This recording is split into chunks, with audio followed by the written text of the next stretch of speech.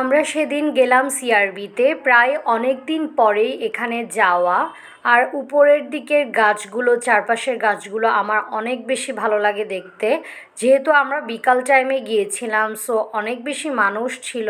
আর এখানে তো food stall আছে অনেকই, ফুচকা ভেলপুরি অনেক আছে অ্যাভেলেবেল। সাথে অন্যান্য ভর্তার আইটেমও ছিল, পিঠার আইটেমও ছিল, এখানে সবাই খাচ্ছে। ওপরের দিকের সাইডে কিন্তু কয়েকটা ফুচকার স্টল আছে, যেখানে চেয়ার দিয়েছে, এখানেও অনেকে খাচ্ছে। সাথে পাশাপাশি আছে এখানে চা। এই সাইডটাও দেখতে অনেক সুন্দর।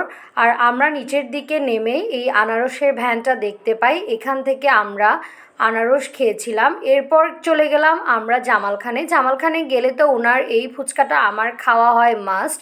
আর সেদিনও আমরা নিয়ে নিলাম এই ফুচকাটা। এটার টেস্ট নতুন করে আর বলার কিছু নেই, এক কথায় অসাধারণ। সাথে চারাগি পাহাড়ের দিকে যেতে যেতে আমরা একটা বার্গারের স্টল বসে, ওখান থেকে এই বার্গারটা খেয়েছি। 60 টাকা হিসেবে এই বার্গারটাও ছিল অনেক বেশি টেস্টফুল। নেক্সট দিনের একটা ভিডিও ক্লিপস এখানে আমি অ্যাড করলাম। নেক্সট দিন একটা আন্টি আসেন আমাদের বাসায়, আমাদের জন্য আনেন ভাপা পিঠা। এই ভাপা পিঠাটার টেস্ট অনেক বেশি ভালো ছিল, আমার কাছে অনেক ভালো লেগেছে, ভরপুর মিঠা একেবারে।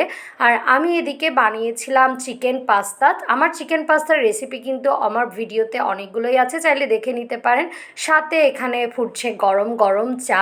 কেমন লাগলো ভিডিওটা জানাবেন কমেন্টে। Thanks for watching.